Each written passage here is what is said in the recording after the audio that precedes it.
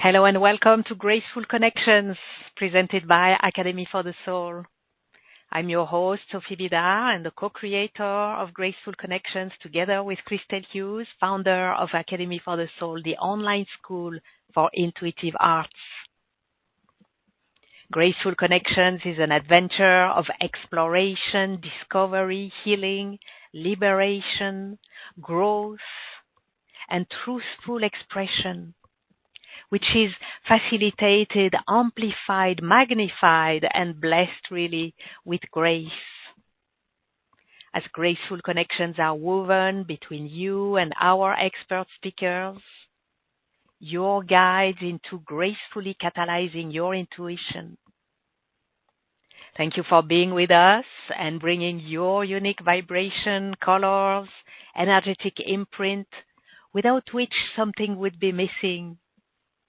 Thank you for answering yes to the calling of grace and the calling to greater honesty, truthfulness, clarity, discernment.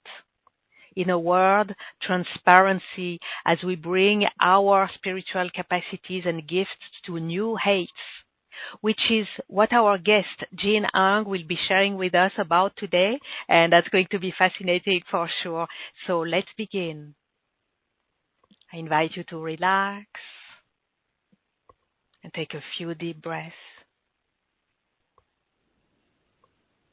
Breathing out all that does not belong to this moment. Let's bring all of your attention and your presence here and now. We set our intention that our time together, all that is shared in words and beyond the words, all the energies that we call in and flow serve our highest good, our evolution, and be of service to the highest good of all.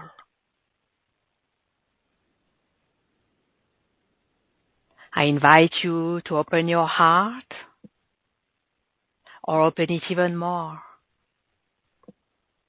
and be ready to receive.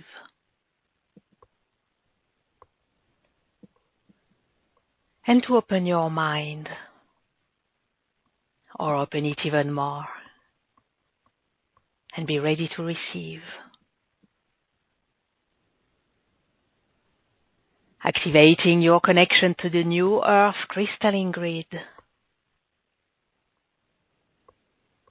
and your connection to galactic center, the center of truth. You are held, both grounded and suspended. You are safe, relaxed, and ready and open to receive.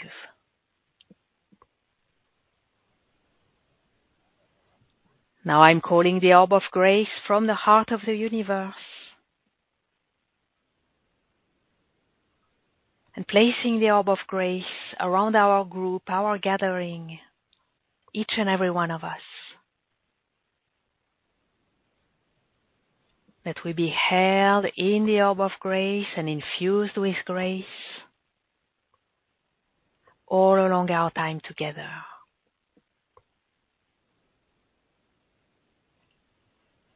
Let's take a moment to adjust to the purity and the subtle high frequency of grace, allowing it to gracefully dissolve, realign, harmonize, amplify, magnify all that needs to be so, in purest alignment with divine will and the divine order of grace.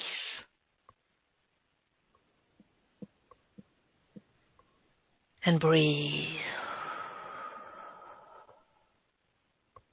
Beautiful.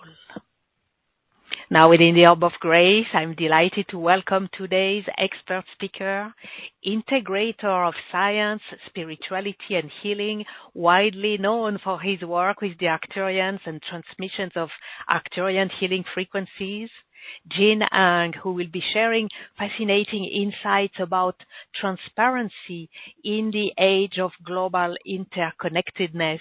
It is such a blessing to have you with us today, Jean. Welcome. Hi, Sophie. Hi, everyone. It's great to be here, and it's always enjoyable to talk with you. Yeah, we are very happy to have you back. You were with us on the very first season of Graceful Connection, so yeah, we love having you again this time. So for everyone, Jean will answer your questions. Also, we're going to have a conversation, and then he will answer your questions and mini healing requests using the Arcturian healing method frequencies. So to ask your question or request your mini healing, press *2 on the phone or click raise hand on the webcast to get on the line with Jean, or place your request in the Q&A box on the web. And I suggest to keep your questions and requests centered as much as possible on our focus of intuition, clair abilities, so clairsentience, clairaudience, clairvoyance, and so on, telepathy, and developing or increasing these abilities. So this is going to be a bit later in our time together. For now, let's dive into our fascinating topic, and I'd like to begin with asking you, Jean, why are we discussing the importance of telepathy at this moment? Yeah, it's great to talk. Like you said, we had a great conversation in the first season, and sometimes it's really nice to talk again with these global creators like yourself and Christel Hughes, because for me, it's a little personal timestamp. You can kind of look back and see what were we talking about, another 6 months ago or a year. And what I was reflecting on just in preparation for our talk today was, when I first started, which was about 2008, publicly kind of giving classes and, of course, taking classes, we were sort of like to the general public, apprehensive, about talking about, chakras, because people are kind of peculiar and so forth. Or, it was just sort of, I think Eckhart Tolle was talking with Oprah Winfrey, and that was, opening up a lot of things for, I think, practitioners of energy work. But it was still, quite, I think, new for people to do energy work full time, for example, just economically, and also what I was mentioning kind of globally, how people were accepting this new multidimensional model. So we say 2008 to now, so we're at least, almost 2 decades, let's say a decade and a half. Everyone, TikTok and Instagram and, of course, all the different telesummits like this one. So much more, I think, globally, people are, have started to not only accept a multidimensional model, but people have really taken a lot of different trainings who are still kind of in the game. So, like we think 4 years of college, a lot of people who've stayed and kind of kept learning, there are, maybe 4 plus 4 plus 4 cycles of learning and training and practicing.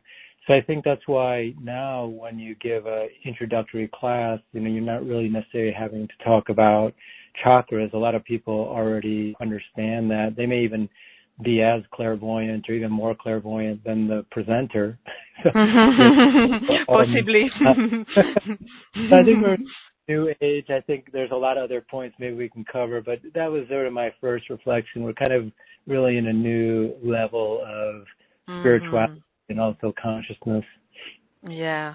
It's becoming the new normal. I've noticed that as you were talking, I realized some of my friends who are really, really not in those circles, they start integrating this in the way they talk, if only as a joke, right? Or kind of bringing something light about it, but it shows that it's becoming very mainstream, right? Now there's a long way between that and actually developing and owning one's abilities, but it shows to what degree it has become so much more widespread. So great to have this conversation. So tell us, Jean, what do you see are the major blocks to developing or further developing our telepathic abilities?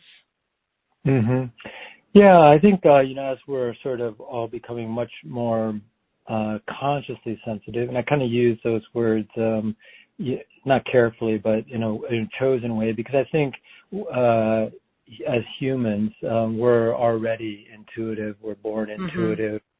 Even if, let's say, in a certain model, in other lifetimes, for example, people had practiced to develop their intuition. But I think even if you hadn't, just being born in this type of body, this consciousness at this time, we're inherently intuitive. Now, that starts out unconscious in a sense, like you just know what you know, but you don't really know. Like if someone said exactly how do you know, like this person's lying to you. Let's say someone who's not really interested in spirituality per se, but just is getting along in the world. They may or may not be able to exactly say how they did that. They may not have a framework. They just are they're just doing things that they know. And I call that kind of unconscious clairvoyance. And then at a certain point, people start to realize, this is a skill. This is a skill that I can hone. There's a number of ways that people might be motivated to do that. One is they may need healing. So it's kind of like that's the way they get onto sort of this conscious path, is maybe they're suffering quite a lot, and they realize that if they can develop certain skills, become more intuitive, become more aware, then they can heal some aspect that they need, whether it's physical, energetic, emotional, mental, or spiritual. I think there's another path, it's a little bit more maybe in shamanism called path of power. There's nothing wrong or right to it. It's more like maybe we think of like the type A or competitive person who kind of wants to get ahead. They realize at some point that, hey, this intuitive capacities or domain is actually a real thing. Like I can get better in my business and, maybe study better. I can learn better. And so they get on the path. They're trying to develop those skills to kind of move ahead. It's not I think the only level. You go deeper to that, where we might talk about this interconnectedness. So you kind of emerge out of just doing it for yourself. But it is a way to get onto the path. I've experienced that myself on the personal path or spiritual path. So I think these are two of the ways people get onto the path.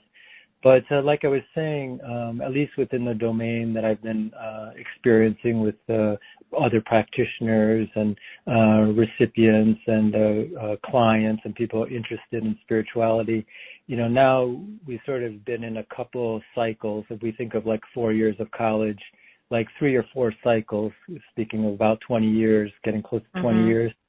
So people now are, already consciously clairvoyant. They understand that. They're not wondering anymore if it's real or not. And then to speak to your question now, just as a background, so what are the kind of what are these new challenges? So, just as an example, like if you're with a group of friends of like-minded people, let's say in the domain of spirituality, they're all spiritual, it's very difficult to, let's say a white lie to this group, even if it's something to kind of save your personality in small ways, nothing serious. The group is so tuned in to the vibration that as soon as you say something that's sort of off, everyone's going to, this was something in the past when people didn't have to recognize telepathy or clairvoyance.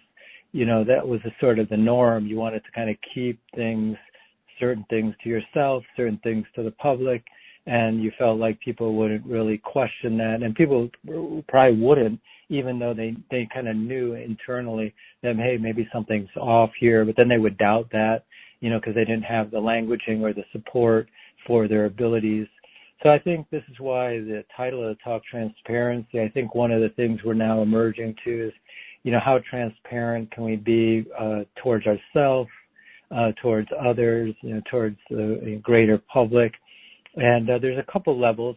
Right now we're talking about the personal level, but I've been starting to experience that this is also something at the group and collective level. And there's certain ramifications when, you start to lie at all those levels, either to yourself or to the public or to a group or even collectively. Mhm. Yeah. I see. One thing I was realizing as you were just the last part that you are sharing when you brought the transparency, there's also something about our being transparent towards what we receive intuitively, right? In the sense of not judging it, not having preconceived ideas, not having expectations, being open and transparent to to what we receive intuitively, right? Yeah, exactly. I think you're touching on like one of the mechanics of, clairvoyance or telepathy. Like I said, going back to the person who might start on the path, it's maybe more a path of power, personal development. They're trying to develop these skills maybe to get ahead. And then as they, we go deeper, like I said, that was kind of a personal path of mine. You go deeper, you realize that we're really all interconnected. And there's a certain aspect of compassion or heart, developing the heart chakra and the heartness that I think you come to when you start to realize just how interconnected we are. And I think it's what you're getting at, this sort of non-judgment of what we're receiving. Also, this, this capacity to be honest with ourselves really requires a lot of compassion towards ourselves and towards others, towards what you're seeing, because we're, in a sense, we're unveiling the shadow, unveiling what's been kept hidden. Right. Yeah. There's a big need for compassion. You're very right, towards others and towards ourselves. Letting go of the temptation of judging. How could I fall into these traps? How could I buy into this? How could I, or how could you? Right. So this is huge also. Yeah. Okay. So freedom of thought, why does freedom of thought become so important also globally as we move forward in evolution as a collective? That's another element that comes to the forefront, right? Yeah, exactly. I mean, just kind of dovetailing on what I was saying and then moving kind of to this more group and collective transparency. The analogy, I think, when we really look at maybe, I love the topic, this is what inspired this of the telesummit, was on the intuition and clairvoyant abilities. If we kind of which is a kind of the multi-dimensional, non-physical dimensional information. But if we took it to the physical dimension, it would be the capacity to kind of see, we clothe ourselves, we hide ourselves in a sense with our clothing. And, like if you start to see people without their clothing on the physical level, it's sort of somewhat similar analogy to the energetic, emotional, and mental. We just, go to that plane. So if you develop your clairvoyance, like I was saying, you're with a group that's highly sensitive. Sometimes you're trying to clothe your overall intention, not in a very serious example. You don't want to let people know, like, oh, I don't want to go out with you guys tonight because I'm just tired and I don't want to hear everyone's conversation. And so you kind of say a sort of white lie, but people kind of now, we're somewhat unclothed. And so emotionally and mentally, so you can people start to see that. And so, what that requires is a certain amount of compassion. That's why I was saying as it goes deeper, non-judgment. So like if you were clairvoyant, you could see someone saying that, if the heart really isn't developed yet, you'll be like, oh, why you're lying. I know you want to just go home and chill out. You don't want to hear everyone's conversation.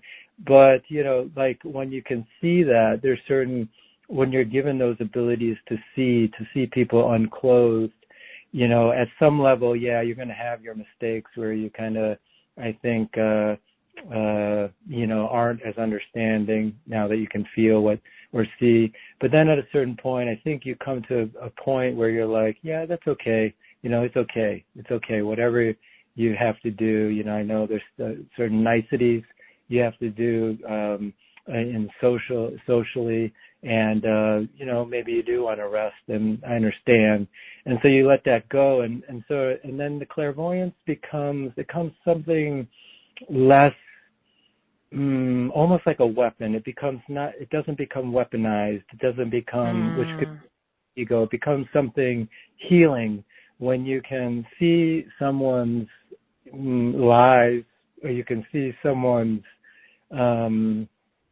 shadow, and you don't judge that. You let that be.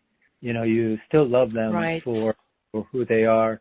And we can talk about this later. I think, in my experience, there's certain higher beings that are helping us develop these capacities. And my sense is they're watching for those situations. Like I'm going to give you this capacity to see someone unclothed, and let me see how you handle that. If you weaponize it in the sense, like, back to the ego, like, I can see you now, and now I'm going to use that to my advantage, even like slightly, then I think you kind of stay at a certain level because you need more experiences with that. I think if you can go into that non-judgment, that compassion, like, I can see you unclothed, but I'm not going to judge, I'm going to use that against you, then, if I were a higher being who could kind of open up certain capacities for that person, then you're like, okay, we can open up more. We can open up more for this person. I mean, it may just be my opinion, spiritually or just like energetically, but I think there's something like that happening, perhaps. Yeah, I agree. And what I see also is that it's actually, as we choose to be compassionate with this as opposed to judgmental and to weaponize, right? We can also grab the opportunities to heal the collective situation in which we are still kind of stuck in having to, or to some degree, it's not yet totally acceptable to just simply say, well, I don't want to hang out with you guys tonight, and it's okay, and I love you, and I'll see you some other day. And to heal this and to bring liberation to this as well. Yeah, exactly. And, what I guess the question, I was still talking maybe on this personal level, but moving now to sort of collectively, I think more and more as we're becoming aware, we're also becoming aware of collective lies that what might be in our society or in our group, maybe one we're not necessarily instigating, but I think that does, so I think, I learned this just as an intellectual concept. That was actually in pranic healing, one of the modalities I had studied early on that really gave me a lot of basis. And they had a higher clairvoyance class. And at first it was a new idea, and that was like the karma about clairvoyance is actually honesty, which is a little bit what we're talking about. And like, if you want to develop your clairvoyance, because they had this virtue aspect to the modality or spiritual path, you want to be honest, and that made sense. It was an intellectual idea that I then sort of came more and more embodied. And so, if you're dishonest, you're creating a certain karmic cause of not really fully being able to develop your clairvoyance, because in a sense, if we just looked at it energetically, you're kind of hiding something from someone. So that you're creating that cause. And so the effect would be something would be hidden from you, if it was just one-to-one. And so if you're trying to develop the capacity to see more, on these inner dimensions or energetically, emotionally, mentally, and astral, then, that might like kind of hide things from you in that regard. So you're trying to develop this more clarity, clearness in terms of this honesty piece. So that made a lot of sense. And I didn't quite get the global piece, but I think more and more, I don't know if we would call it misinformation or even disinformation. I've been reflecting, how does that affect an entire people clairvoyantly when either they're being lied to or they're, contributing to like global lies or And so I think that also affects, I would say it starts in the subconscious. You just don't know that you don't know as a group. And when you start to create kind of global lies or lies that would affect an entire other group. So I think it works at all these different levels. Yeah, I agree. And I love this. I love the notion of honesty as a key to clairvoyance. It really makes a lot of sense, and it's a great perspective, right? Because and also honesty to others and honesty to ourselves as well, right? If we try to hide things to ourselves, then we can't really expect our clairs and our clairvoyance, clairaudience to be clear if we're not clear with ourselves in the first place. So that's a very important tool, I would say, honesty as a tool in itself. So jumping on that, what techniques or tools, what do you recommend to develop our telepathic abilities? Mm-hmm. Yeah, I think one of the things is to recognize we're sort of all kind of a work in process, wherever we are, this kind of self-acceptance and non-judgment, particularly to ourselves, self-love for where we are, just reflecting that we may think, oh, yes, I've been lying, I have a big lie, and, I'm just thinking about this might land for, someone or a particular person, and there goes my clairvoyance. But I don't think it's more of loving oneself because we will end up seeing the same thing in someone else, and if we love ourselves, then we're able to start the process of loving other people for whatever they're going through, that may or may have in the past be something we had judged quite critically, but now we're sort of having a little bit more wiggle room, or getting more to that level of acceptance, because we've kind of uncovered some of our own shadow and kind of loved ourselves even despite or just letting some of that aspect go. So I think it's a work in process. It's a process that we're going through, and even maybe the byproduct of that's actually the main event. The byproduct is that we do become more intuitive. We become more clairvoyant. We become more telepathic. So it's a little bit more the sense that actually the real work is to recognize how interconnected we are, to really see our who we are, even beyond our mistakes, things that we've done that we may not so be proud of, and see that in others and still love them.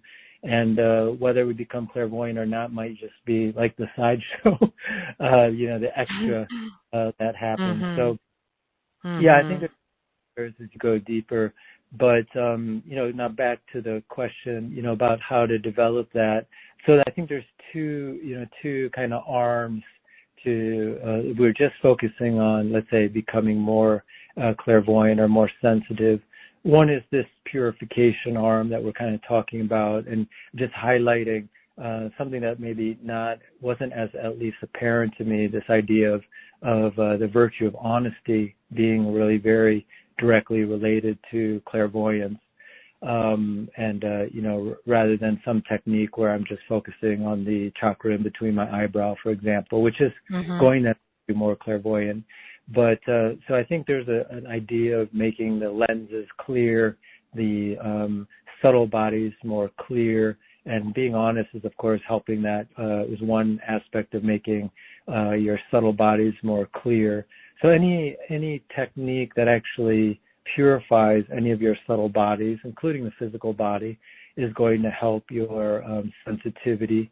It's a bit like if you have a window, metaphorically, and you're trying to see through that window, the more things that are kind of on that window that have nothing to do with what you're trying to see are going to block your vision.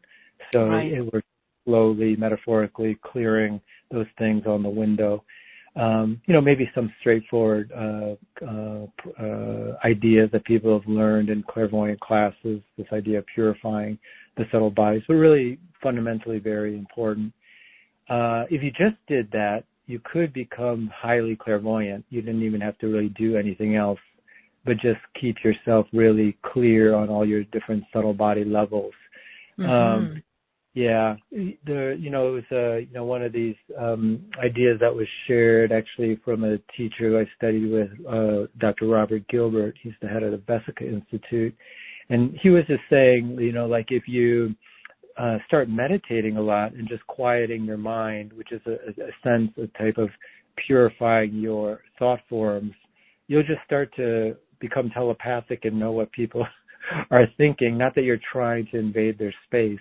It's just that their thoughts are so strongly there. We're sort of thinking about the same thing over and over. So the thought forms are kind of in our field. And if your thought forms are not really as prominent anymore because of, let's say, a meditative practice of just quieting your mind, then what becomes emergent in your consciousness is, if you're near someone or thinking about them, is their thought forms.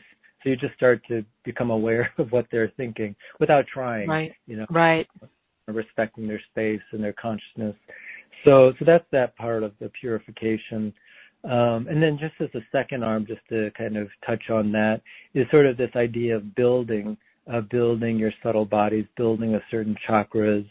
And, how that usually works is like kind of the technique I just mentioned would be a very fundamental way.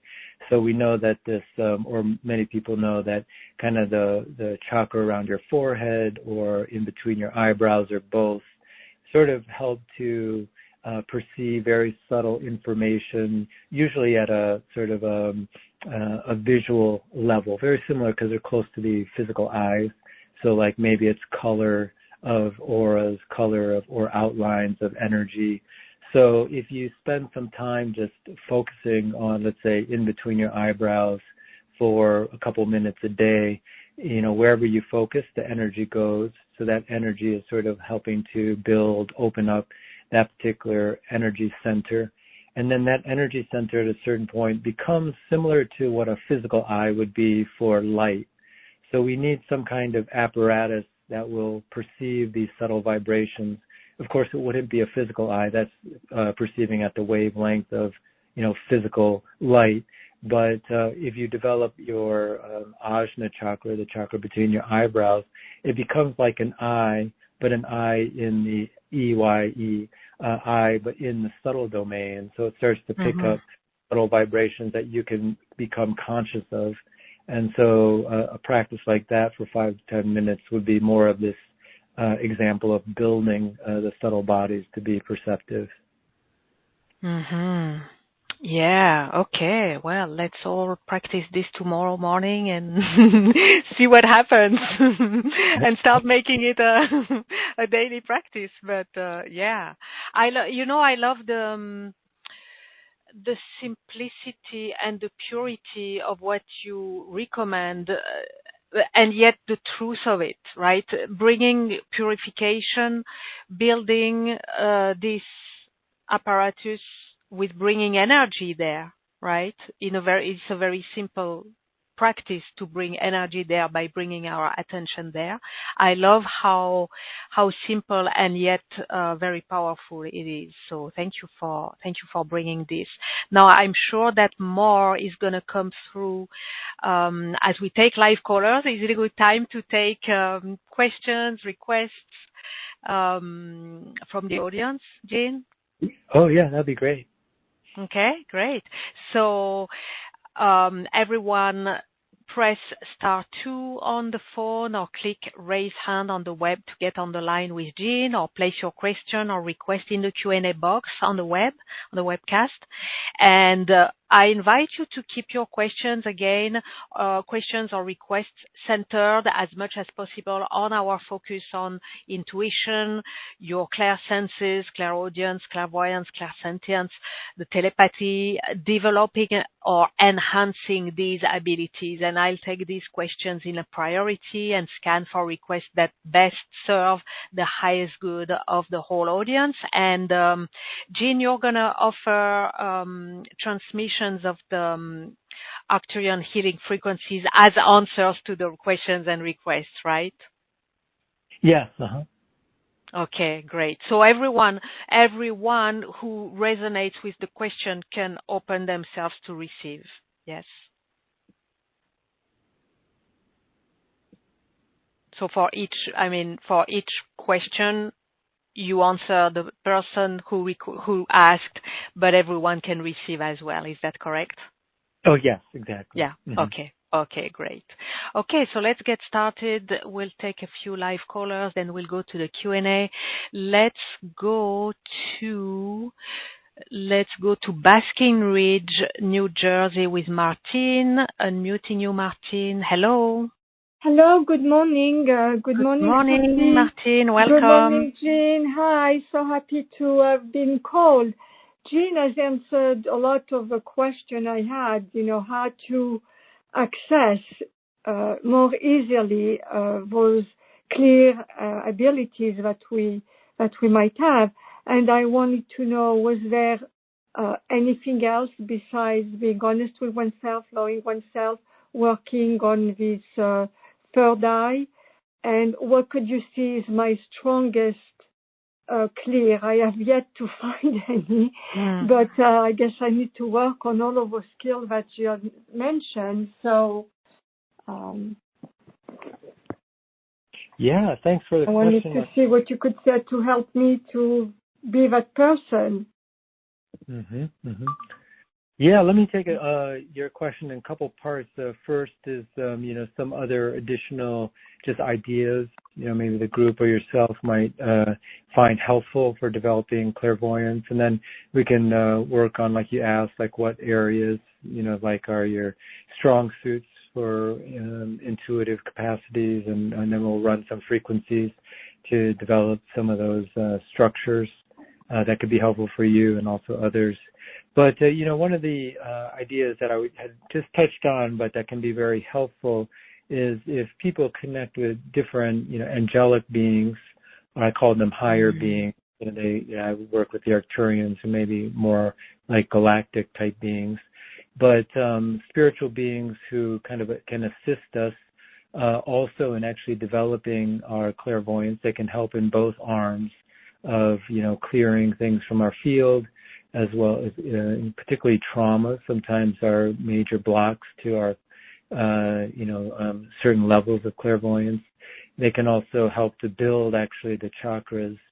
So usually if you do a practice, or it could just be by itself, if you connect to, like, say, Archangel Michael or Michael, you might just say a short invocation, to the divine and to Archangel Michael. May you help me develop these capacities of clairvoyance, clairsentience, telepathy. And then usually, and this is a point I'll just mention, you could say, in service to others. So the higher beings, particular ones like Michael, Raphael, they're kind of always in service to helping other beings. So they kind of accelerate that in other initiates or human beings who kind of are trying to develop those skills, but not really in the first way I mentioned, that kind of first level where you're sort of developing it for yourself. But if you're kind of already at that point where your motivation is really one of your interconnectedness and helping others, then certain beings will kind of really resonate because that's their purpose. So they really can accelerate your development, particularly if it's in the same motivational category of service. So I found that. So there's, besides Archangel Michael, just as a general term, there's a type of clairvoyant angels. When you're doing your practice, they'll kind of start helping to kind of chisel or build those structures. And you could always just say, if you're not sure they're there, or if you are sure they're there, you just say whenever you perceive something, that's clairvoyant or clairsentient, like you notice something more, you just say thank you. So you're just thanking them because they're kind of helping you along the process. But back to your question, I think my perception is that your strong suit actually is your heart chakra. Maybe you you actually are quite sensitive, but maybe it's not translated in that way. Like you're very aware of how people feel who are around you. And usually, I mentioned the ajna, the one that's in between the eyebrows, but actually all your chakras are kind of different centers of receiving energy and information. And a number of people have very highly developed heart centers. They can feel the vibration of how people feel around them. Sometimes we're labeling that or calling those people empaths, although maybe there's a lot of different ways, information to be empathic. But we could do some energy work to continue the development of your heart center as well as the other centers like the third eye with energies. Does that sound good? Yes. Thank you for all those good advices. And I love. I don't really feel, angels. I believe they are there or higher beings, but I love that idea that you said, just to say thank you, whether you feel it or not. I think it's good practice of, gratitude, and thank you for such a well-developed answer. Thank you. Thank you, Martin. Thank you, Jean. Okay. Thank you, Sophie. You're welcome. Yeah, so we'll run these energies, and we'll focusing energies to help develop our heart center, the clairvoyant aspect of our heart center, heart chakra. Okay. We're running something called the Arcturian high frequency light. We're starting the channeling of the Arcturian high frequency light as it applies to our heart centers, both clearing them, making them clear receptacles of energy and information, as well as building that sensing capacity, particularly at the emotional band of information.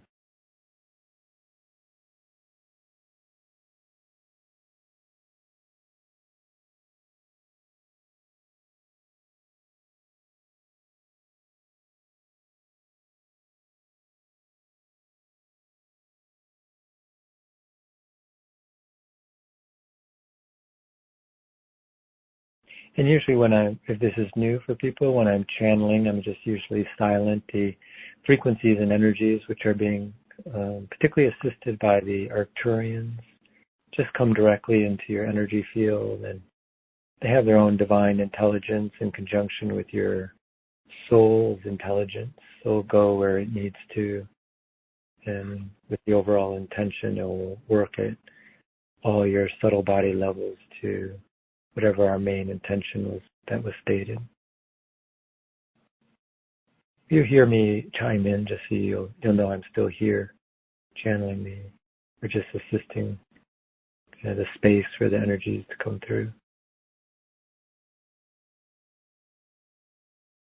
Okay, and that was the end of the exposure to the energies. Thank you. Thank you. Thank you, Martin.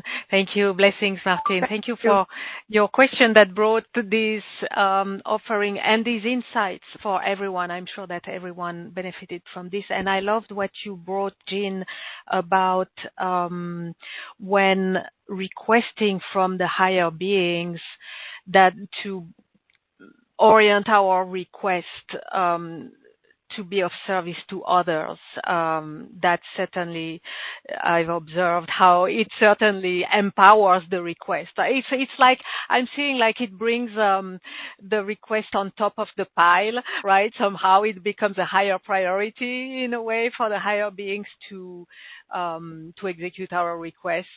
And maybe it gives it more, significance. Right. So that's very important. Thank you for that. Thank you for the transmission. Is there anything for people who are new to receiving? Is there anything we need to do to receive? One thing I like to do, I'm a big fan, you know that, Jean, but for everyone, I'm a big fan of Jean's transmissions. So one thing I like to do whenever Jean starts a transmission is I declare inside myself that I'm ready and grateful to receive. And I feel that it makes me in a open and receptive state. Now, is there anything, Jean, that you recommend for anyone to do to be able to receive, or to just let it happen? Well, yeah, I loved what you just said. That's great.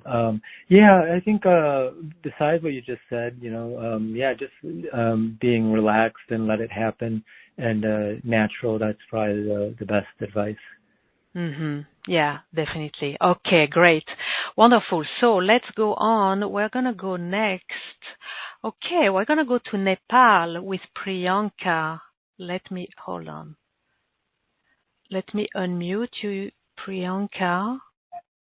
Hello. Hello, namaste. Namaste. Welcome, Priyanka. Thank you. Yeah, you're welcome. So, what is your question or request for Jean? My request is I feel like I get very much absorbed with energies when I go outside. And I feel like I hear some kind of a sound in my ears since I was a kid. I even got treated for that, okay? But I don't know whether it's the sound from the universe is trying to tell me, or is it something I need to work on? About it, is this something kind of someone trying to communicate with me? Yeah, thanks, Priyanka, for your question. That's a great point. And I'll say a couple words first about that, kind of these inner tones or inner sounds, and then and how they relate to clairvoyance and meditation and kind of building our subtle bodies. And then we can do some also energy work so that you can be able to discern these inner tones more accurately and kind of use them for your spiritual path. Yes, so there's different qualities that one can experience when you're kind of tuning into these various subtle informations. So, for example, we may feel vibrations in our body or temperature changes. And this translates into information that's affecting our etheric or chi or prana body. Like if people practice qigong, you might have felt like ants kind of moving up and down your skin, this sensation. So that's more vibratory. Then sometimes when we're meditating or doing energy work or receiving information, we may see lights or colors or different forms in our mind's eye. And this translates into information coming into our astral body, our emotional mental body. And then like what you mentioned, sometimes we'll hear inner tones that are, there's no physical source for them. And they come usually, in unique periods. They're not like always, we're not always hearing them. And that might be more a medical condition like that's called tinnitus. But it's more like unique sort of specified times. And sometimes they're associated with meditative or energetic type experiences. And these inner tones that are actually a little bit higher than the astral, so they kind of more, if you have a model like in the causal or spiritual dimension. And all these sensations that we're saying, vibrations, colors, lights, and then inner tones, they can also represent spiritual beings. They're kind of like the clothing or the form of the spiritual being. So actually, certain spiritual beings may show up to us as an inner tone. That's actually their sort of form, is a sound.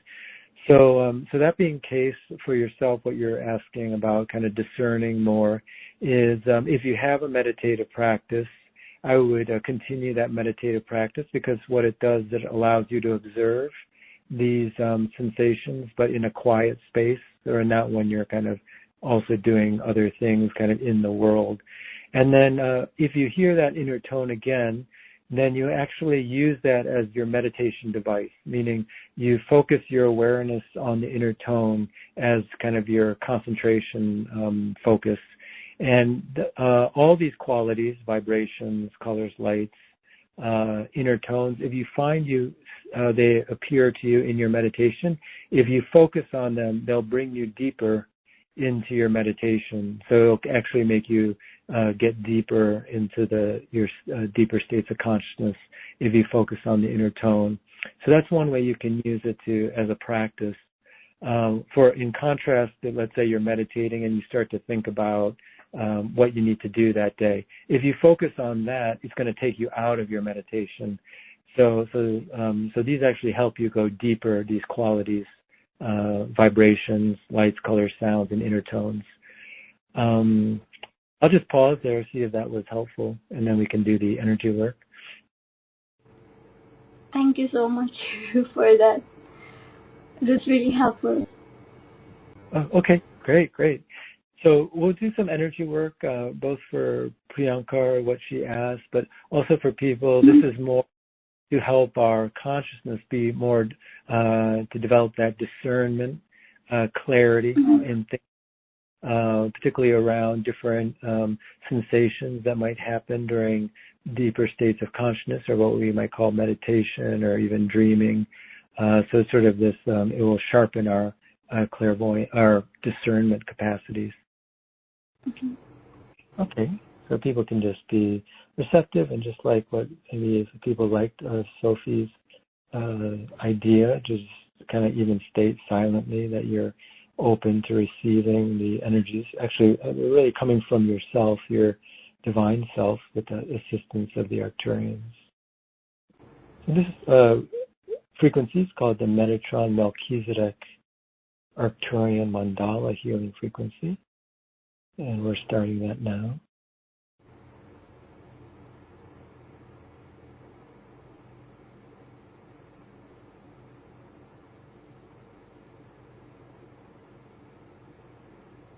And we're applying this particularly to sharpen our discernment around spiritual experiences, sensations.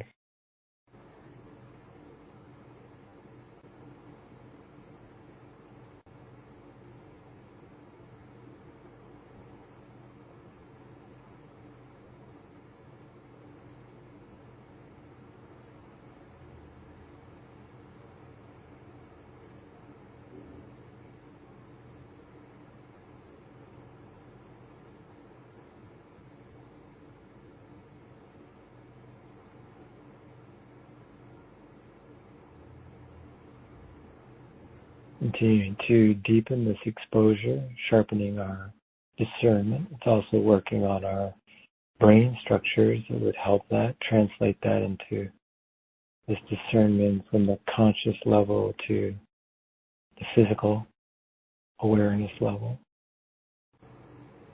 So it's sharpening our nervous system,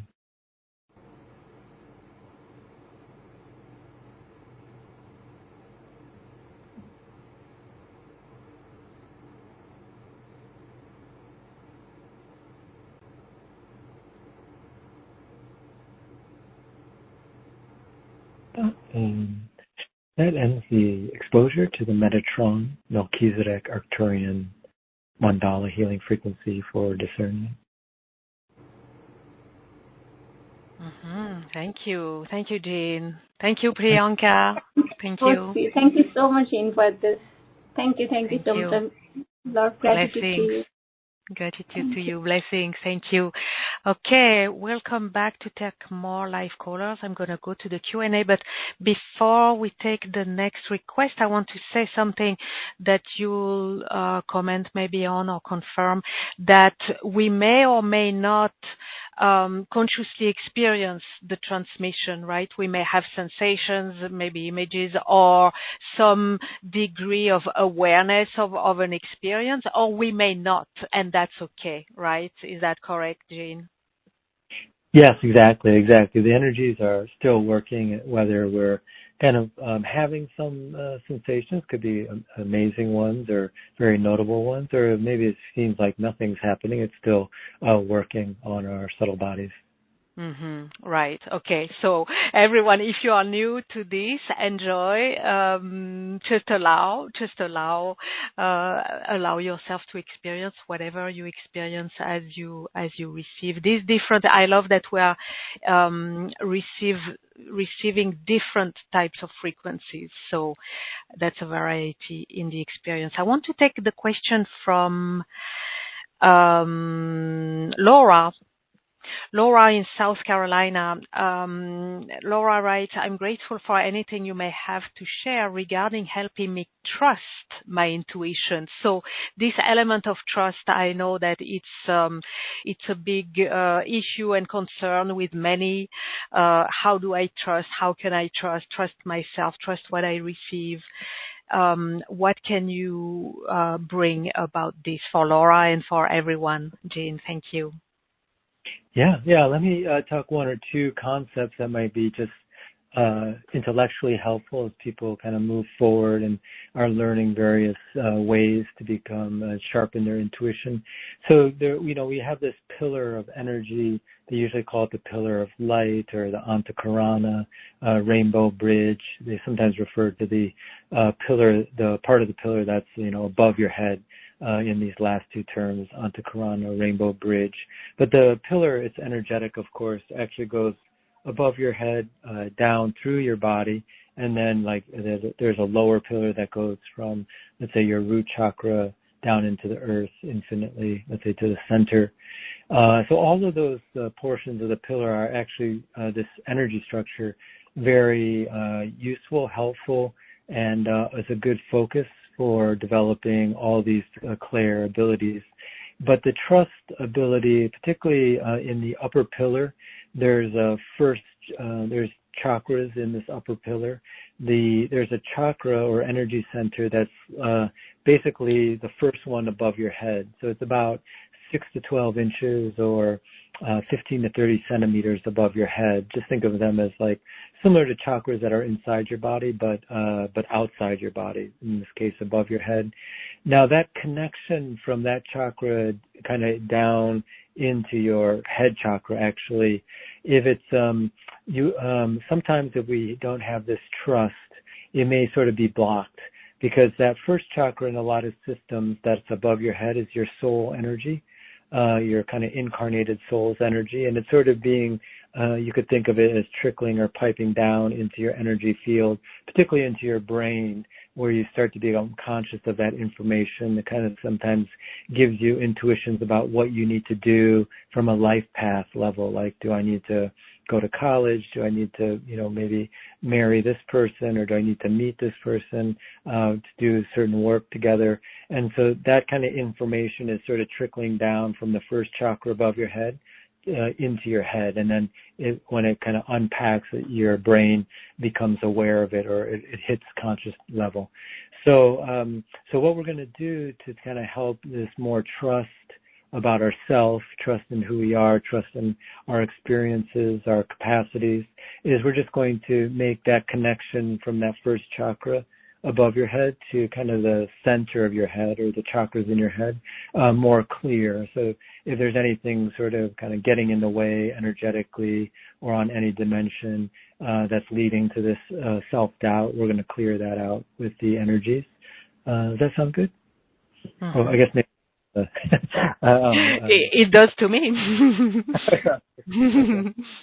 Well, too. Thank you. Well, good, affirmative. Okay.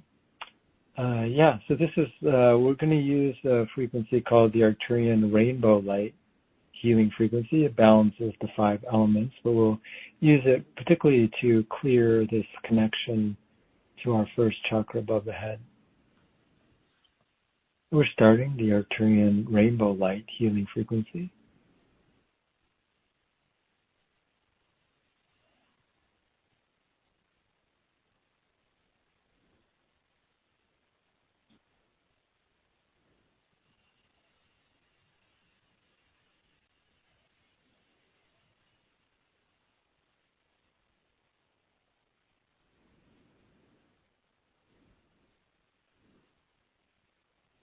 If people want, they can even put their awareness at that first energy point above their head, about 6 to 12 inches or 15 to 30 centimeters above your head.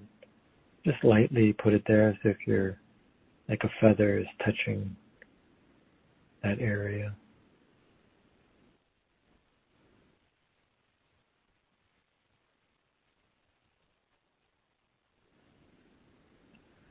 Whenever you have a question in your life, or it can be a small one, even a very practical one, or even like a life question, you just put your awareness actually at that point above your head and just ask yourself a question and then just see what comes to mind.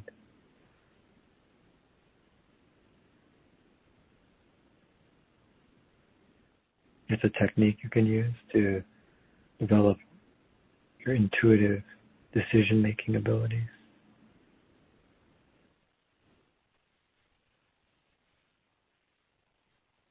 Okay, that completes the exposure to the energies to help clear that connection.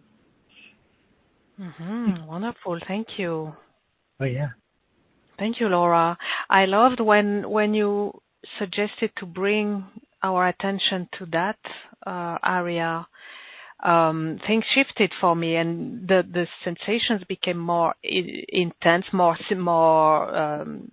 significant.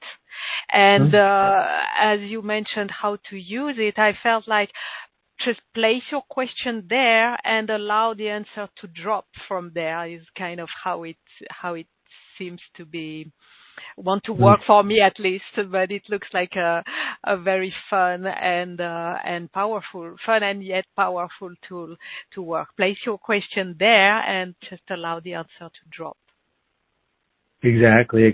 And I learned this idea from a school called Clair Vision, which is, they really focus or have a lot of tools to develop states of consciousness and clairvoyant capacities. So they called it the clear fountain technique. That's it. Okay, makes sense. Beautiful. I love the name as well. Okay, so we're going to play with this. Excellent. Thank you, Laura. Blessings. Let's go to Maple Valley with Linda. Let me read Linda's question. Are there practices that can bring to light the gifts that we carry and have developed in past lives or past versions of ourselves that we are unaware of in the 3D world and consciousness? I feel like I carry so much more than I am even aware of to be of better service. Oh yeah, that's a great question. It kind of dovetail exactly on the structures we had just been discussing. So actually you can, a lot of the past life or this past life information, some people call it our personal Akashic record information. And I was calling this information the incarnated soul information. One of the places to access it is at this first chakra above the head. But you can, so I'll kind of describe a meditation that you can do to develop that structure and then add one more energy structure. So the other energy structure that as part of this meditation focus area would be the first chakra below your body. So if, you see this or imagine this vertical pillar, and let's say you're standing, and then the pillar also goes, in between your legs and down through your feet and into the ground infinitely. So the first chakra below your body, if you're standing, would be, 6 to 12 inches into the floor. And then if you're seated, then the vertical pillar, depending on how you're seated, if you have your feet on the floor, then again it's 6 to 12 inches into the floor. And only if you're kind of seated cross-legged on the ground, then it's 6 to 12 inches or 15 to 30 centimeters, from where your the base of your spine, because it's on the ground, is down into the earth or down into the floor. So either way, you kind of have the first chakra above your head and the first chakra below your body. So if you wanted to develop this capacity to, become more aware of your past lives, also this exercise I'm about to describe would help you to become balanced, but also aware of pack thoughts, which would be, I guess we would colloquially call that telepathy. So spend 1 minute, this is the kind of instructions, spend 1 minute focusing in the center of your head, just to kind of collect yourself from whatever you've been doing before. Then go above your head, about 6 to 12 inches, 15 to 30 centimeters, just lightly keeping your awareness, almost like a feather touch for 2 to 3 minutes. And then after that, go to the chakra below your body, that first chakra below your body, again, 15 to 30 centimeters or 6 to 12 inches, into the ground if you're standing or seated with your feet on the floor. So you spend 2 to 3 minutes there. And then just end with 1 minute in the center of your head. So, that's going to be about 10 minutes. And if you can do that daily for the next 30 days, then you'll probably already start to see even within the first couple sessions. But you want to think of it as like, building your biceps or doing push-ups. One session of 10 push-ups is great, but you want to kind of do it over time, and then your arm muscles will get stronger, similar to this. This is actually telepathic capacity will get stronger. Mm-hmm. Wonderful. I love it. As well as hearing kind of your soul plan and access to this kind of soul type information like past lives and kind of what to do. Okay, great practice. Thank you. Thank you for this. You're such a treasure of practices and ways of doing things and the tools. And again, it's something simple to practice but powerful. It's just a matter of practicing it. So excellent. Thank you. Thank you, Jean. Thank you, Linda. Do you have a transmission that goes along with it? Oh yeah, let's do energy work on those two centers, the one above your head, the one below your body, kind of put them also in resonance with each other. Yeah. And yeah, this frequency that we'll use to do that is called the Arcturian Council of 12 healing frequency, very high, kind of wise, informational energy from the Arcturians. So we're starting with the Arcturian Council of 12 healing energies to develop and connect the first chakra above and below the body.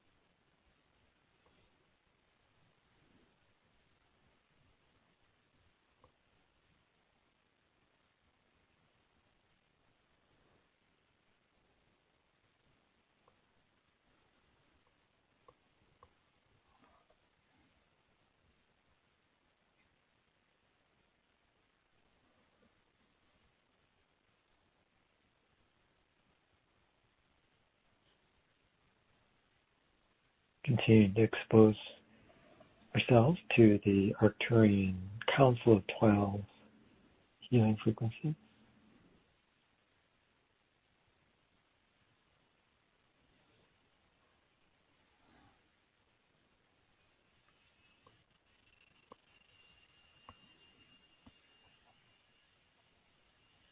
Yeah, and that ends the exposure to that frequency. And that is Wonderful. Thank you. Thank you, Jean. Thank you, Linda. Blessings to you, Linda. Thank you. Okay, welcome back. We'll take more requests, Jean, but I'd love for you to share at this moment, to share about a wonderful brand new offering you've created, Arcturian Transparency Codes. It's a clairvoyant, intuitive, and telepathic training. So we'd love to hear all about it. So for everyone to follow, if you're on the phone, you can go on the web to gracefulconnections.com. That's graceful with 2 L's. gracefulconnections.com/Gene4, Gene and digit 4. If you're on the webcast, you have a button and a link to the special offer page. And if you're on the replay, just scroll down the page to discover Jean's special offer. Jean, please reveal what you have created for our audience. Oh, yes. So this is a brand new offering, completely live. But if you can't make the live times or can only make some of them, then it will also be recorded, and people will get the recordings after each session, and everyone will be included in the energies. And, this is really about building these capacities, these abilities, is what Sophie was mentioning.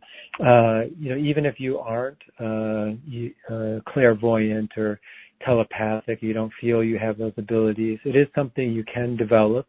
And whatever you do develop, if you believe in future or past lives, you will carry those over into other lifetimes and continue kind of wherever you get to. So it's very useful, or they call it, kind of high return on investment in terms of, developing those capacities. So there's 3 sessions, and they're kind of separated into what we were discussing before.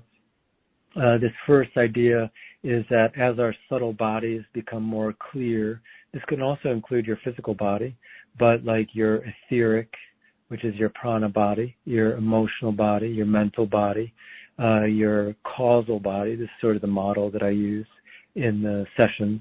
That's like your karmic body. Your spiritual body, it's like what we were talking about with the soul information, Akashic record information. And finally, your divine bodies, your non-dual self, your oneness with God, source, or love, or the allness. So sometimes that can be, our awareness of that divine self can be blocked. So we're purifying those subtle bodies on all levels, particularly under the context of developing these different clairs, or including telepathic abilities. And like I was mentioning, and of course this is a process, but as you sort of clear the window slowly of things that might be blocking at any of those dimensional levels, you become more able to see or receive information that might have not been clear to you previously, particularly on these subtle levels. And that would be leading to this different abilities such as clairvision, or clairvoyance, or clairsentience, or clairaudience, or telepathic, or abilities to work with what I call pack thoughts, which we can explain a little more maybe towards the end of the call, if that's new for people. And then, so that would be the first session. Each session would be like a 50-minute healing session where the energies work on that particular intention. Then we take a short break, and then we kind of meditate in this pillar that I was mentioning. So as you build this pillar, you could think of it also as a spiritual antenna that runs vertically through your body. As you build, you're sort of building the components of that spiritual antenna when you meditate at the different energy centers. So we'll be invoking the higher beings. Like I mentioned, certain higher beings are very helpful in accelerating the development of our abilities, particularly when we're putting them in service to others, including the Arcturian energy and consciousness. So in the meditation, we're sort of actively building the spiritual antenna. So each session is sort of divided like that. So then the second session is more, the focus is on building. So the first one was on purifying. The second one is on building these different energy centers that receive the information, the subtle information. And in general, you can break those up into 3 centers: the head center, the heart center, and the belly center. So the head center, you can think of these as like 3 satellite dishes receiving information. The head center is more the center of the mind or intellect, or this type of mental information. It's also where you might be able to see colors, lights, auras. The heart center, what we were working on previously from our team, and her intention, receives emotional information. So people who are very empathic, people who can really understand where people are emotionally. They may not even need to be present with them. They have very developed heart centers, so they can receive that information. So we'll be working on that at the heart center. Then the belly center, sort of sometimes people call it the hara, the lower dantian. This is almost like animal clairvoyance. So animals, intuitively leave a place 2 days before, let's say, a tsunami comes. They're already sensitive to the land energies. So when our belly is very developed, we can are very sensitive to land energies, to earth energies. We have that kind of gut instinct. We already colloquially know where that information is coming from. So people might be in business. They might not be wouldn't call themselves spiritual at all. Maybe your best friends like that. Maybe your partners like that. They just know how to read people very well and make decisions based on that. And so this is a lot of this.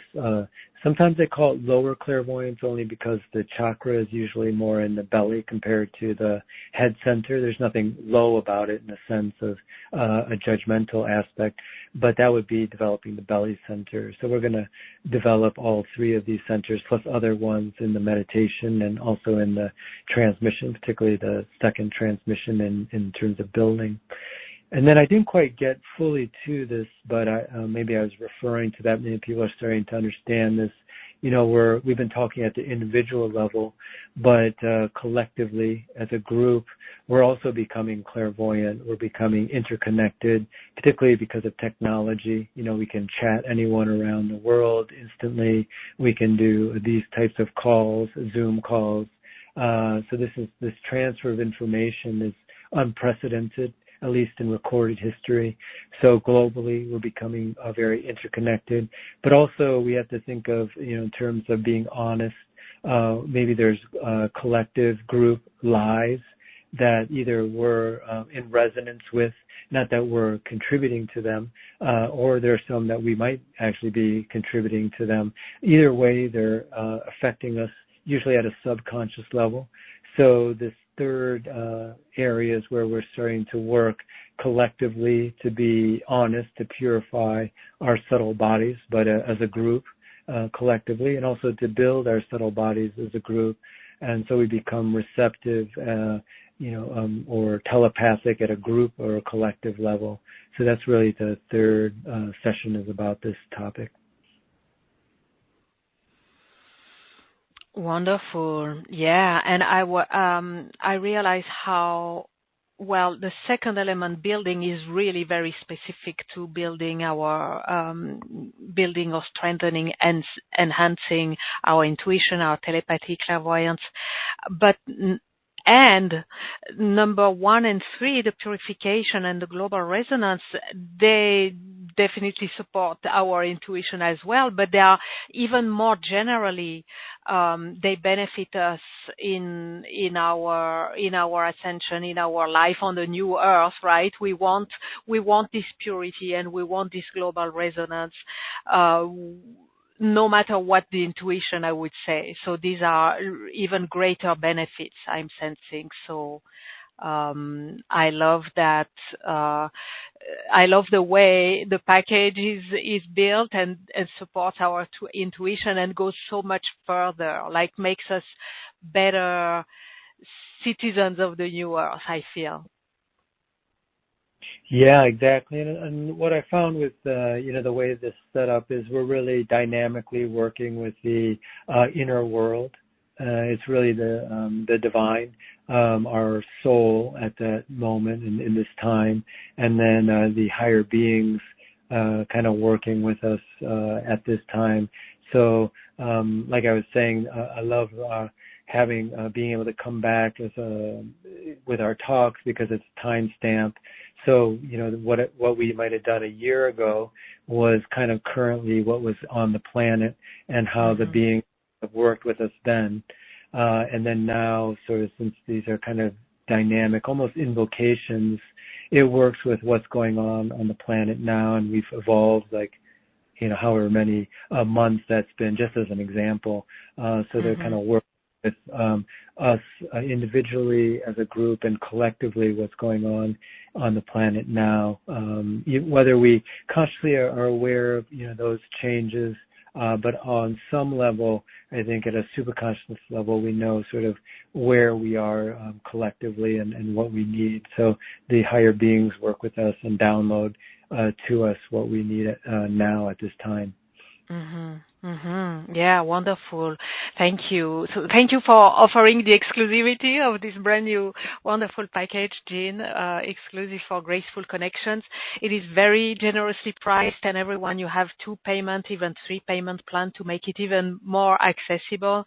Couple of comments or questions for you, Jean, more in the practicality of, one comment is that, you said each of the 3 transmissions is going to be 50 minutes. So today we experience maybe 1 or 2 minutes of the transmission. So everyone imagine what's going on during 50 minutes of this experience. That's a lot to receive, and it's very, very powerful, right? Even though very subtle. So one question, Jean, do we need to be acquainted with the Arcturian healing frequencies to join, or can just anyone join and get on board with this program? Oh yeah, anyone can join. You don't have to have had any previous experience with the Arcturian frequencies. Okay, so that can be a way to get started getting acquainted, right? If it's if you join through this package. And also you said, yes, these are 3 live transmissions. If you can't join live, definitely work with the replay. I do that very often because it's not always on my suitable for my time zone, but I get exactly the same experience and outcomes. This is something also, Jean, we can work on several times, right? And return to receive the transmissions, either the 3 of them or maybe 1. Maybe we need more purification, or maybe later on where our higher selves calls us to, okay, it's time to go back to the building, right? It doesn't have to be a one-shot experience. Yeah, exactly. And in fact, probably with this topic of building our, because clairvoyance and clairsentience, telepathic abilities is a skill, you could come back to these recordings and they won't be a repeat energetically. You're kind of retuning in directly when you listen to them to the dynamic information field that's been created, through our intention, through the higher beings, through the group. So it'll be a new download. And we'll go through practices, particularly that meditation will give you ideas. And like I kind of shared that short one about building the first chakra above the head, we'll discuss certain practices you can do if this sort of really is a topic, a skill you want to develop. And then it would be something that you would want to sort of do on a regular basis, much like you do physical exercise or learning to play an instrument. Regular practice is what will lead to that skill. Excellent. Thank you. So, Arcturian transparency codes, clairvoyant, intuitive, and telepathic training. Thank you so much, Jean. Let's take a few more requests. We have a live caller in Catasauqua, Pennsylvania, 7358. I'm unmuting you. Hello. Hi, Sophie. It is Sue. Thank you very much for my call. Welcome, Sue. Oh, thank you very much for having Jean on. Hi, Jean. It is Sue. It's great to hear your voice again and work with you again. I've worked with you in the past. All right. You talked about the colors. What clairvoyance part is that? Is that with my third eye? I see the colors. I see right now green and blue mix. So I know the Arcturian is here and I guess my heart. Do they refer to my chakras in my body, the colors, when I see them? Yeah, probably the area if you want to continue just to sharpen that capacity. Of course, your entire energy field is is like a sensing device, but the chakra in between your eyebrows, as well as the one sort of at your forehead, if you continue to sort of spend a little bit of time meditating there, it will continue to sharpen this capacity. But you already have, like you said, the capacity to see the colors. And yes, the different colors, it depends on the person, but there are different systems that kind of have delineated based on their clairvoyance what certain colors mean. Probably my suggestion is to develop your own system, meaning when you see something in your inner mind, like you said, you saw green and blue, and then you can kind of correlate over time, like what's going on with that person, or maybe like you said, you sense the Arcturians, and then let's say someone does an invocation to the Arcturians, and then you see the same colors over and over, then you've kind of developed your own system, because it is coming through your own system in terms of the sensitivity. And then the last thing that was suggested by another teacher who I study with, his name's Jerry Allen Johnson. He's a Qigong master teacher. He said sometimes what you're looking for is clarity. Like if the colors look clear in the person, regardless of what the color is, you know something good's happening. But if they look kind of dark or muddy, it doesn't really, then maybe something is, weighing down on the person. And then the colors are a little bit secondary. They may give you some clues as to what's also going on. But I thought that was a good advice, kind of this clarity idea. Yes, they are clear. I mean, even though I have a sight problem, they are extremely clear. I've noticed more. I've gotten in tune with when you did the Arcturian, the whole room turned blue, and I have one with me all the time lately in our house. And I know they're working with me, but I feel that he or she or whatever is doing the colors for trying to heal me. But I don't know. I don't know if you can sense that, because I know you're more in tune with the Arcturians. I for some reason I get that feeling, because mainly a lot of the blue and like an aqua color I see. Yeah. The different colors as applied as energies is a deep art. It's actually quite advanced, and that could be very helpful when if you feel the Arcturian or that another being is sending you certain healing energies and you see a certain color, I would note down what that color is and also what your sensation is, what you think it might be healing. If you wanted to know a system, the system I know best that's already out there is the pranic healing system. They have a book. They call it Advanced Color Pranic Healing. Just if you wanted to know what another system kind of has mentioned about colors, that's quite in depth in terms of colors for healing. So I could recommend that book if you wanted to get started on that. But then again, like I was mentioning, when you develop your own through your own experience, what colors mean to you, that will be very helpful too. Oh wow. Thank you very much. Much appreciated. It was so great to connect with you again. Thank you. Bless you. Thank you, Sophie. Blessings. Thank you, Sue. Blessings. Thank you. Thank you for all the clarification. It makes it a lot easier now. You're welcome. Blessings to you, Blessings. Sue. Thank you. Okay. Jean, do you have time to take a couple more from the Q&A? Sure, yeah.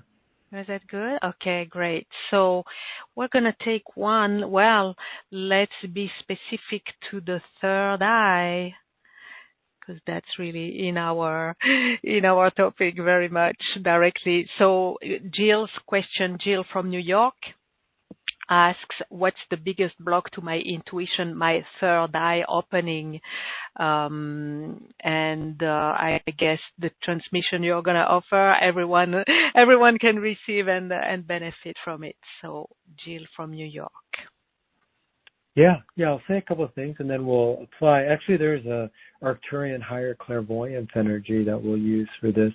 But when Joe was referring to the third eye, just to go over that a little bit, that's usually depicted as this chakra either right in between the eyebrows, specifically in certain Indian yogic systems, it's called the Ajna chakra, A-J-N-A, or there's another chakra, or it's kind of in the same similar location, not exactly the same energy point, the forehead chakra. So if you kind of went from your hairline down to in between your eyebrows and you kind of took the midpoint of that, sort of right in between, right in the middle of your forehead. Sometimes there's certain systems we'll delineate that as another chakra kind of associated with developing kind of higher clairvoyance. But I mentioned the school Clear Vision. They kind of further delineated that actually the third eye is a tunnel. It's an energy tunnel that runs from in between your eyebrows. Think of like something almost like when you have a paper roll, kind of the center, like a tube that runs in the center of your head. So from the middle, from the in between your eyebrows through the center of your head to the back of your head. So think of it as like a tunnel, maybe the size of a silver dollar coin. Now you need to clear that channel, that tube fully to be kind of to be more fully clairvoyant. So what we're going to do is we're going to apply the Arcturian higher clairvoyance frequency for Jill and for everyone else also to clear this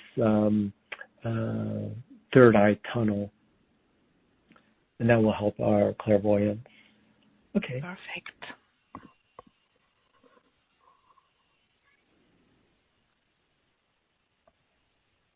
We're starting the Arcturian higher clairvoyance frequency.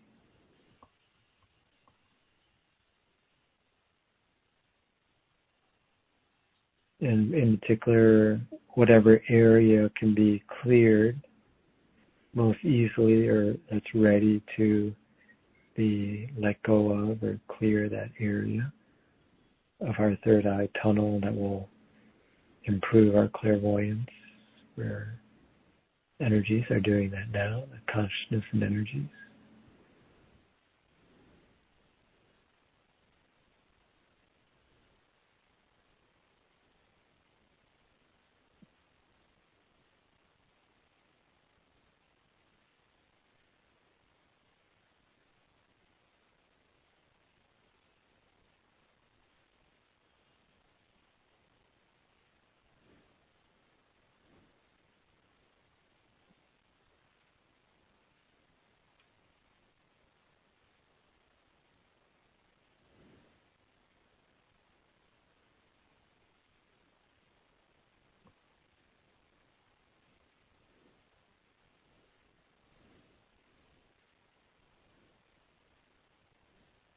Continue to expose yourself to the Arcturian higher clairvoyance frequencies, helping to clear the third eye tunnel.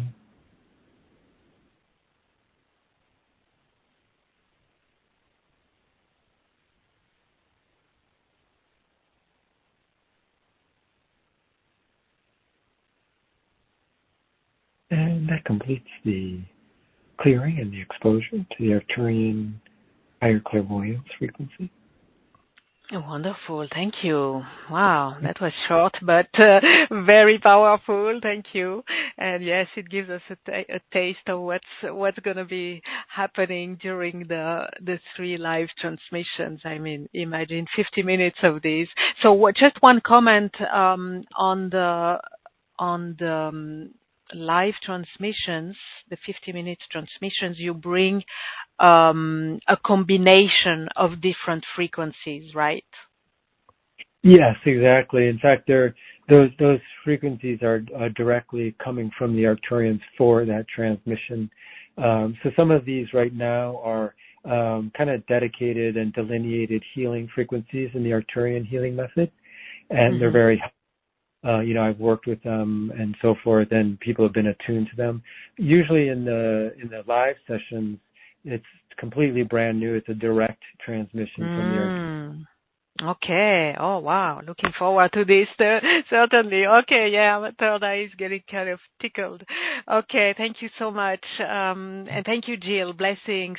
Let's take the question and request from Linda in Hobart. I'd like to cover this because I know that's something many are experiencing as well. So Linda in Hobart asks, Jean, do you have any suggestions for raising our vitality and keeping it high during new transmissions and learning versus being exhausted and falling asleep? Oh, yeah. Thanks for that question. And Yeah, the topic is kind of what I usually call physical impacts of, energy work. Mm-hmm. So, like usually we're, sitting or even lying down, receiving energy. It actually has quite a strong impact on our physical body. These again are some of the techniques actually I learned in pranic healing. One of them is before you do your energy work or meditation, you do some light physical exercises. So these can look like calisthenics. If you're kind of moving your head side to side, rotating your arms, back and forth, even like 5 minutes of light yoga stretching. What you're doing is you're using the physical body to clear your etheric body of any kind of stale energies, kind of any energies that are kind of accumulated, particularly if you just woke up. A lot of times we go to meditate. So you're sort of trying to clear that out using your physical body. And even that 5 minutes of light movement, you can kind of almost make up your the movements, just kind of going from the top of your body down to your feet. And this will allow when the energy starts to flow during your meditation or transmission, it's sort of like the pipe is clear, is more clean, so it can kind of come through the pipe. So what leads to that sleepiness is, let's say I mentioned the pillar.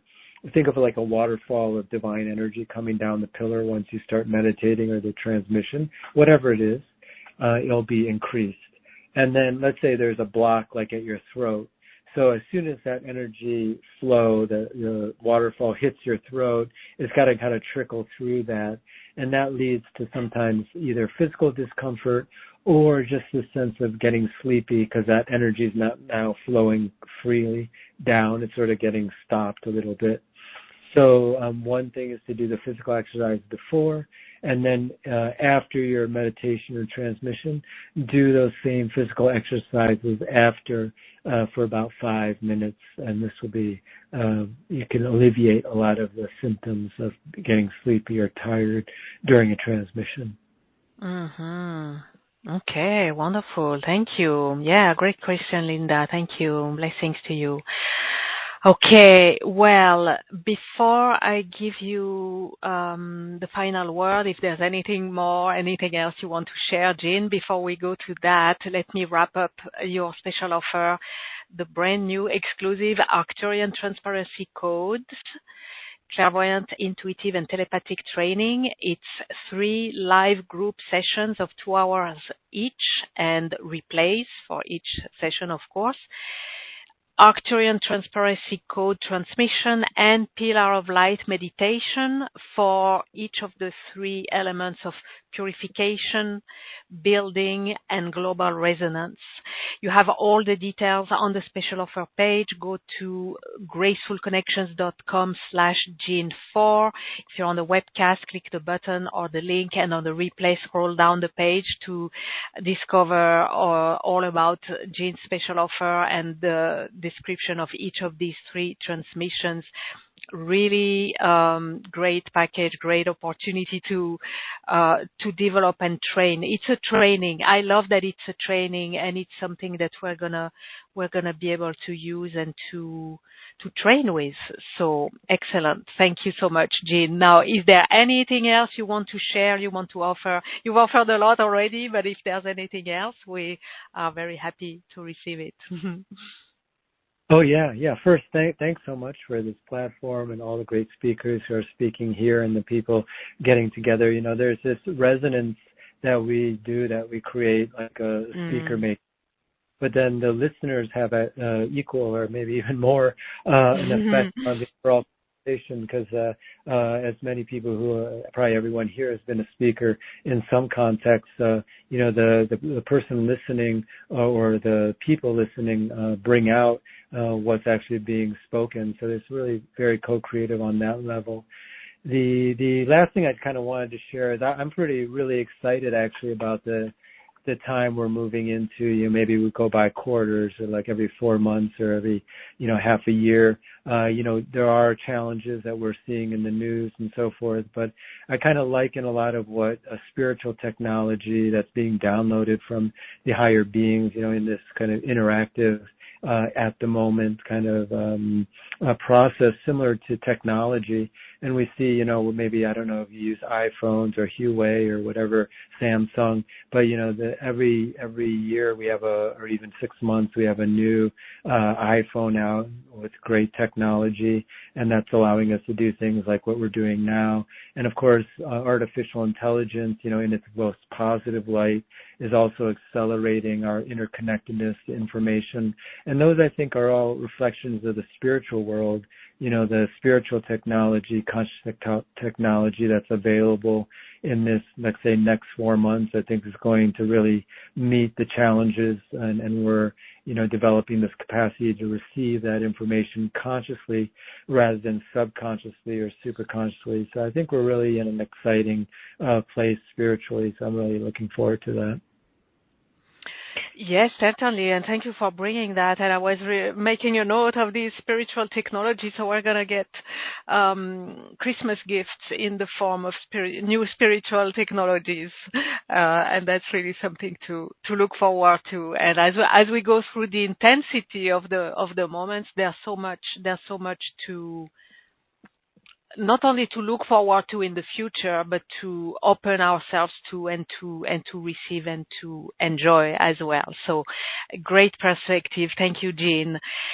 Let's take a moment to be present once again to the orb of grace, allowing it to remain there, holding us, holding all that we have discovered, explored, received, experienced today, all that we're not even yet aware we have received, allowing it to sink in, to settle in, as we are held in the orb of grace for as long as it serves our highest good, our evolution, and the highest good of all.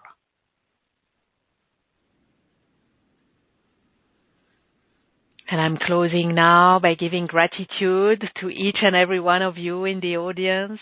Thank you for answering yes to the calling of grace and the calling to transparency as we more fully develop our intuitive, clairvoyant, and telepathic abilities. Gratitude to you, wonderful Jean Ang, for all the insights, the wisdom, the brilliance, the offerings, all those transmissions, all that you have gifted us today through all the graceful connections that have been woven with you and your masterful expertise. Thank you, Jean. And gratitude to the Orb of Grace for providing a safe, sacred space for our journey of exploration. Gratitude for all the grace we are blessed with at every moment. Whether we're aware of it or not, it offers all the nourishment, the nurturing, the healing, the revelations, and the realizations we open our hearts to receive. Gratitude to our higher selves and all the higher beings who guide, support, and protect us, and gratitude to the divine. Thank you. Until we meet again, many graceful blessings to you all. Thank you, Jean. Thank you, everyone. And goodbye now. Thank you, Sophie. Thank you, everyone. Thank you.